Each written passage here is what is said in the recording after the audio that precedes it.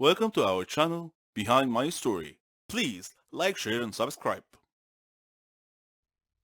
I am Matthew, 21 years old, and I must tell you something. I am a madman. I need treatment. But what kind of treatment is there for my kind of madness? You see before you a man with torn clothes who speaks to himself all the time. I used to be a doctor, but I left medicine to pursue aromatology. In case you were wondering, aromatology is the study of fragrances, such as scents of flowers and how they affect people. Let me tell you my story. My parents were very proud of me because I was intelligent, well known, and well respected at my university. I earned high marks in all my courses. Dad wanted me to join the College of Medicine because he had always dreamed of my becoming a doctor, and I felt that I couldn't deny him that. My parents did their best to make me happy and to help me achieve Dad's dream. But to be honest with you, medicine, engineering, the arts, none of these interested me at all. They weren't my dream. I loved flowers and their fragrances, like rose and honeysuckle. I would extract fragrances from them and give them as gifts to my friends and family. They all really enjoyed these aromatic gifts. My dilemma was that I had to find a way to tell Dad that I would rather study botany, plants, and aromatology, fragrances, over medicine any day. I knew he would think that I was crazy to give up the lofty study of medicine to work with flowers, but what can I say? I have loved flowers and fragrances ever since I was a youngster. I have always been fascinated by exotic flowers and scents. Learning how to make fragrances from flowers required me to meet with a lot of people who worked in this field. One day, I had to face the moment I had been dreading because my parents had arranged a large social gathering to celebrate my success at the university and my joining the College of Medicine. Dad asked me to tell everyone about my ambitions as a doctor. I suddenly knew that the moment had come when I needed to make my startling announcement to my parents. I told the audience I had decided that being a doctor was not for me and that I was going to change my field of study. Dad looked at me with an astonished look on his face, and then he began laughing. He thought I was joking. Then I turned to him and said, "Dad, I'm not joking. I'm serious. I want to study flowers and fragrances, similar to the types of gifts I've given you before." The audience suddenly got very quiet. They could sense that this was an epiphany for my parents. The embarrassment and shock in the air was palpable. Dad looked at me and said with an affected smile, "Matthew, you were born to be a doctor. Forget all this nonsense about silly flowers." A little testily, I said, "Dad, extracting fragrances from flowers is not silly." Dad said, "Bah, forget about that." The party spirit was somewhat subdued after this testy exchange. Regardless, in deference to Dad, I began studying medicine, but most of my energy and attention was directed towards flowers and their fragrances. Sometimes I would spend time with my medical friends, and sometimes with my aromatology friends that I had met earlier. I spent my first year in medical college earning high marks as usual, but I had no passion for it. It neither excited nor interested me. There came a day when I had had my fill of medical studies and just couldn't take it anymore. So I decided to leave the College of Medicine to pursue my true passion, flowers and fragrances. When I told Dad of my decision, he was very upset, cursing at me and accusing me of being mad, insane, crazy. I repeated that I had zero interest in medicine and stated that the true madness was sticking with a field that I really didn't like at all. I moved away from home and stayed with a friend for a while before finally renting and moving into a small apartment. I faced a lot of obstacles in the beginning, but I didn't give up. I set up an arboretum by planting some flowers and nurturing them. I was working on a rare kind of fragrance extracted from a variety of flowers. I had to travel to obtain these specimens. My product fragrances weren't successful at first, but I persisted. Initially, I offered my fragrance products to various factories, but all refused my offer. So I continued in my studies. I worked in many different places. In the evenings, I would spend all my free time doing my experiments. Over time, I grew more proficient in producing unique fragrances. Then one day, I received a phone call from a famous factory. The factory owner told me that he might be interested in working with me, so I sent him some samples of my work, and they delighted him. And I was delighted that he was delighted. Thus began the lucrative stage of my new endeavor. I started earning a decent income and achieved a modicum of success in the end.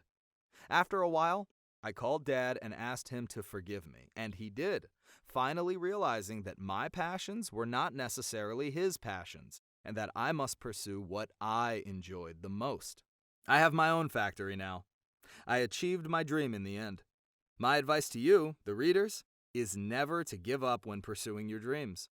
With persistence, you will be successful one day. So what do you think? Was I a madman to give up medicine for aromacology? Was I a madman to give up medicine for aromacology? Falling in love with a knight in shining armor riding on a white stallion is the dream of every girl. I would want him to be tall, blonde-haired, green-eyed, handsome, and strong. Imagine him along with me if you can. But what I never expected in a million years was to actually meet my knight in shining armor. Lend me your ear and listen to my knight's tale. My name is Meredith, and I am 17 years old. I live with my mom and my little sister Susan, who is 3 years younger than me. Susan and I fight a lot, as sisters are wont to do. She is more beautiful than me. I am short and fat, but don't blame me. You should blame my mother for being an excellent cook. She used to work in a famous restaurant. You can't imagine how tasty her food is. Mom uses me as her laboratory rat or guinea pig. Whenever she cooks any new dish, she has me try it out and give her my opinion. As a result of all my taste testing, I've become an obese food addict. I know that my obesity may be an obstacle in finding my heroic knight. My best friends are Ellen, Selena, and Mary. My first date was with a guy named Mark. He was a crazy one. Torn clothes, long, dirty hair, a furtive manner. And his paranoid eyes were always darting around, looking everywhere. At our first meeting, he gave me a silly present that, when open, sprang a fake frying pan into my face. My next meeting was with Michael. He was subdued and weird. On our first date, he sat silent for 2 hours and barely spoke at all. All my friends' matchmaking attempts failed miserably. Then Ellen suggested that I open a Facebook account and try to find my dream mate online. I didn't like the idea at first, but I took a chance, opened an account, and shared some personal information about myself and my interests. My first friend request was from Mark. Yeah, that Mark. I blocked his request immediately. I received more friend requests from various people, some interesting, some plain and boring. I kept waiting for my knight on a white horse to send me a friend request. Then one day, I got a friend request from a boy named Joaquin. I visited his Facebook page and saw that he was handsome and active in sports. I accepted his request and sent him a message to say hello and waited all night for his response. Just when I was about to lose hope, he surprised me and responded. I tried to control myself even though my mind was already racing ahead and planning our wedding. We chatted online that day for around 3 hours. I told him about my family, hobbies, etc. But eventually he had to excuse himself to go to an exercise class. However, he promised that he would continue our chat later. I sent him a rolling on the floor laughing emoji and asked, "Are you serious?" He replied, "Of course, I want to get to know you better." I called my friends and told them everything.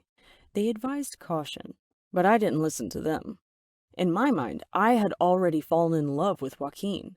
I clutched my phone, waiting for his next message with bated breath. I figured that I should probably let him know what I really looked like, a fat food addict, before we got too far into a relationship. When he got home, he sent me a message, and I asked him about himself and his family. He told me about his dreams, his family, and his dream girl. He told me that he wasn't interested in a girl's figure at all. The important thing was her character. We agreed to meet the next day. I was excited. I called my friends immediately and update them on my news. Later, I received a message from Joaquin stating the time and place of our upcoming meeting. I chose some chic clothes and got ready to go. Mom saw me and was surprised that I had dressed up so. Susan laughed at me. "She looks like she's going to a restaurant," said my darling little sister. I announced, "I am going on a date, Mum. I met someone on Facebook." Mum said, "Okay, have a good time, and come back and tell us all about it when you return." My heart was beating in my ears as I raced to our meeting place. After I arrived, I sent Joaquin a message telling him that I was waiting for him outside. He replied that he had prepared a surprise for me and that I should come inside. So I hurried inside to see what surprise he had planned. My mind ran wild with possibilities. When I entered the place, I saw my friends holding up a banner with my name on it. Ellen said, "Don't be upset, Meredith, but your surprise is that we are Joaquin." They had played a prank on me as a birthday surprise. Oh, I was so angry. "Do you mean to tell me that Joaquin, the love of my life, was all a hoax? You are not my friends. You are devils." But then Ellen opened a box and showed me its contents. A nice, big, plump, glazed blueberry tart. I stopped my angry ranting. My mouth closed. I became silent and calmed down. My heartbeat rate slowed. They all hugged me. They said that I was a beautiful girl, and they had just wanted to make me happy for my birthday. I was stuffing the blueberry tart in my mouth when the waiter came to take our orders. I looked at him with a mouthful of food. He was so handsome. I mumbled, "What's your name?" as I was chewing my mouthful of blueberry tart. Try again, as they say. I've been cursed, and it will haunt me for the rest of my life. It all began with a joke at first, but some jokes have serious consequences, and when this happens, your life becomes an uphill struggle. My name is Catherine. I'm 16 years old, and I live with my parents and my little sister Mara. I like music, acting, and watching action movies. I play baseball and practice ballet. I've even won a lot of prizes. I just had one problem. I like to make fun of people. It's like an addiction. I never watched what I said, nor did I care who it hurt. The kids I picked on were actually kind and gentle, but that just encouraged me even more. My friends were exactly like me. In fact, I was their leader. We walked like we owned the school. We had a classmate named Norman. He wasn't exactly what you'd call in good shape. He was quite the opposite of fit. During class breaks, my gang and I would steal his lunchbox and throw it around each other, keeping it away from him. We watched him run trying to catch us, but he'd stop halfway. The extra weight didn't help him, and he'd quickly run out of breath. Whenever he entered the classroom, we would surprise him by throwing old, musty vegetables and fruits at him. Norman tolerated our teasing. He didn't seem to mind much. But then, one day, a joke went a bit too far. We conceived an evil plan. We told him that there was going to be a photo contest, and the person who makes the funniest pose wins. Norman was so gullible that he believed us. He actually gave it some thought. Then he posed for us. We did our best not to burst out laughing while we took pictures for him. The next day, when he came to school, Norman discovered that his photo shoot pictures had been posted all over the classroom walls, and the kids were laughing, writing comments all over the place.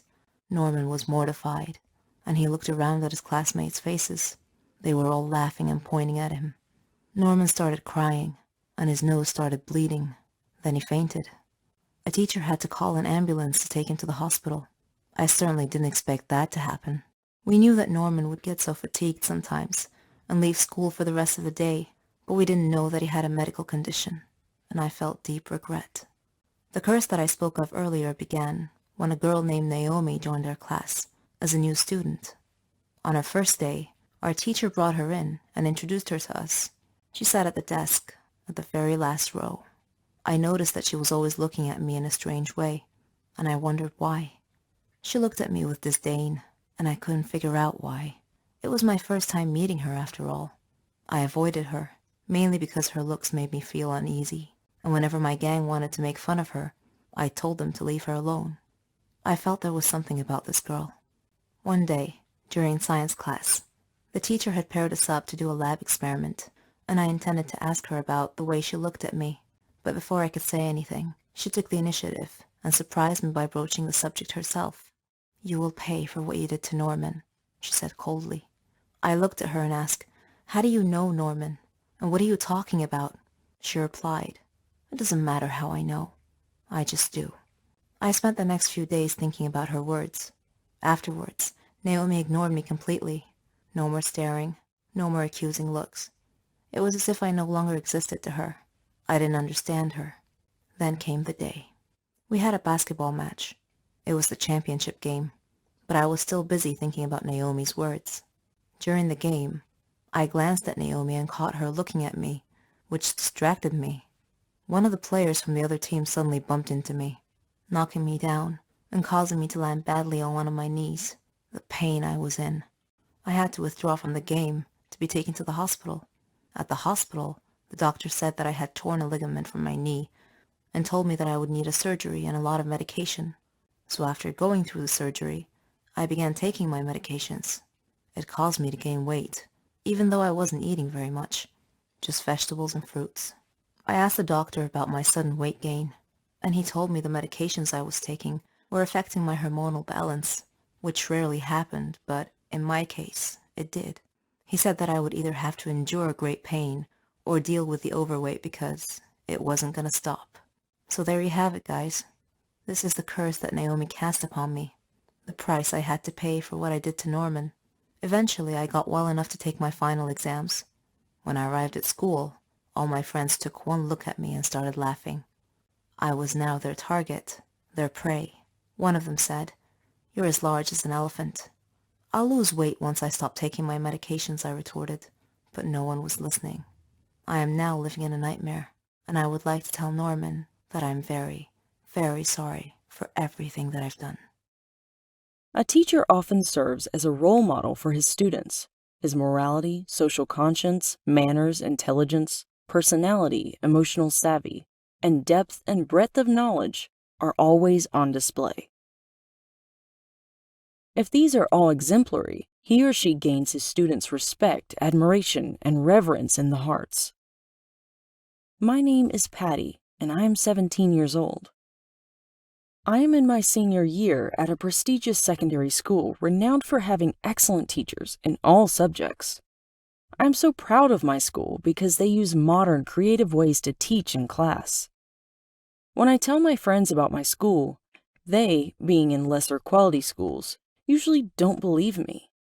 One of our teachers recently gave birth to a new baby and took maternity leave, so our school had to hire a substitute teacher to cover her class in her absence. When he entered our classroom for the first time, we were awestruck by how handsome, intelligent, and elegant he was. All the girls adored him, including myself. I would rarely hear most of his explanations because I would be so focused on his enchanted eyes. Soon, I noticed that he liked me too. I wanted to know more about him, so I explored his Facebook page and concocted silly reasons to need to speak with him. We chatted on numerous occasions. During one such chat, he spontaneously asked me to send him my photo, but I was instantly uneasy with that request. It raised a red flag with me. It seemed creepy and inappropriate. I used the excuse that my mom had forbidden me from sending my picture on my phone, and was shocked when he took offense at my declining to do as he asked. He threatened me, saying that if I didn't send him nude pictures of myself, that he would use Photoshop to create such pictures of me and send them around the school. I was dumbfounded, numb, fearful. I told him we could meet tomorrow and talk some more. He warned me not to tell anyone about our relationship, or else he would ruin my life. I promptly made screenshots of all our previous conversations. I resolved to always turn on my voice recorder app each time right before we would meet again. I succeeded in making him feel relaxed enough that he spoke freely about his feelings and desires. Then I excused myself at some point and told him I had to go home because Mom had wanted me home to go somewhere with her. Instead, I went straight to the police station and told them about this substitute teacher and his indecent requests of me and his threat about ruining my life. I let them listen to our recorded conversations. They said that other students had complained about him before too, but they hadn't been able to get the concrete evidence that I had assembled. He had repeated this routine on different teenage students in several states. When he failed to return to school after I talked to the police that afternoon, I was the only one who knew what had happened to him. Could you live with yourself if you found out your whole life turned out to be a lie? That you are not who you thought you were? My story may strike you as a silly Hollywood drama, but every word of it is true, I swear. My name is Tasha, and I'm 19 years old. I'm in the 12th grade, and I live with my family in a posh mansion. I was an only child, so my parents spoiled me by giving me everything I could ask for. Love, protection, the finest education, material things.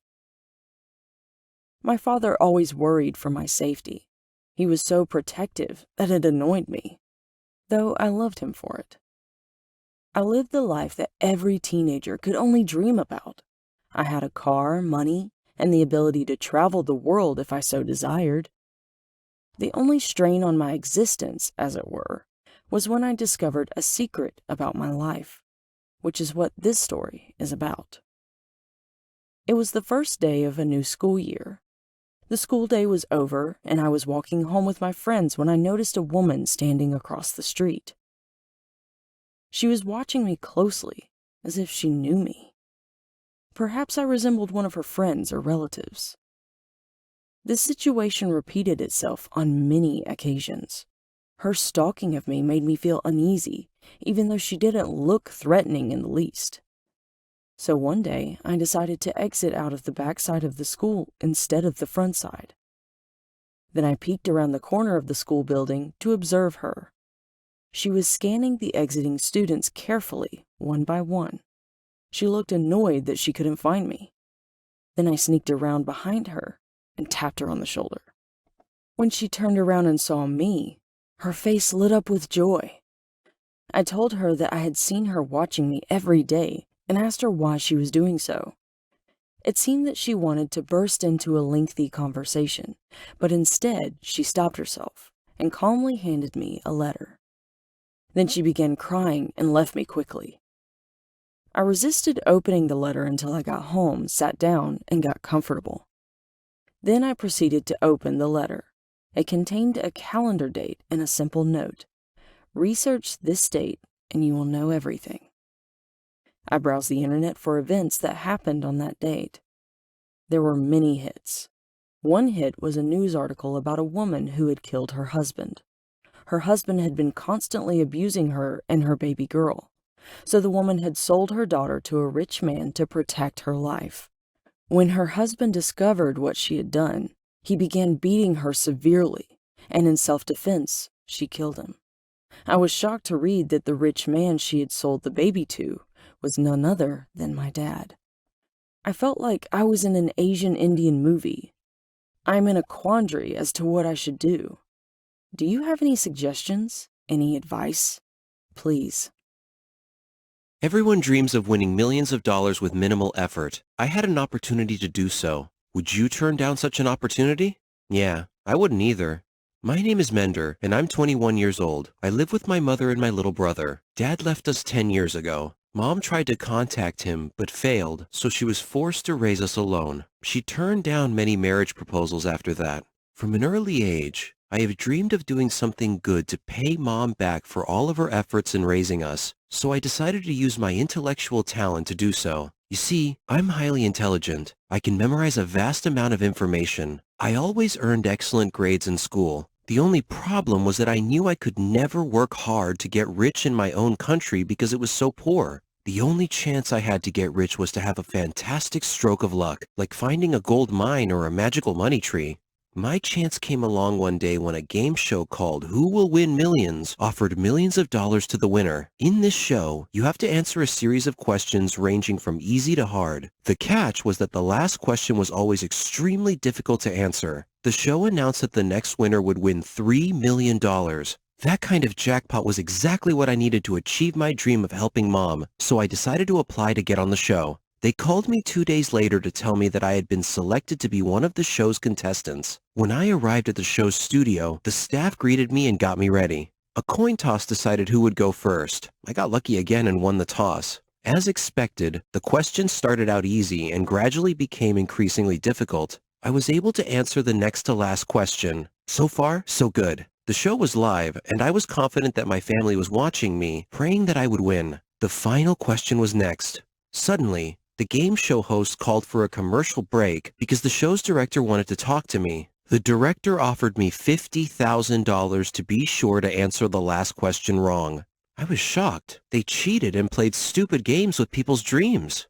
I refused to play their game of skullduggery. The show resumed, and I was lucky and was able to answer the last question correctly. It was an esoteric knowledge question, but I had read about it before, so I got lucky again. The host was visibly upset. Nevertheless, he asked if I wanted to say anything to the audience. I said I did, and then I proceeded to tell the audience that, on the last break, the show's director bribed me to miss the last question on purpose. At that point, the show's producer cut the live feed, and the director had security guards escort me off the studio stage into the back room where, well, I can't remember what happened there. Waking up later in a hospital bed, I spent weeks recovering from mysterious bruises all over my body. I received a small reward from the authorities for exposing a scam. It wasn't $3 million, but I was satisfied anyway. The show was canceled, and the staff were arrested and served some prison time. I gave my reward to Mom. What luck.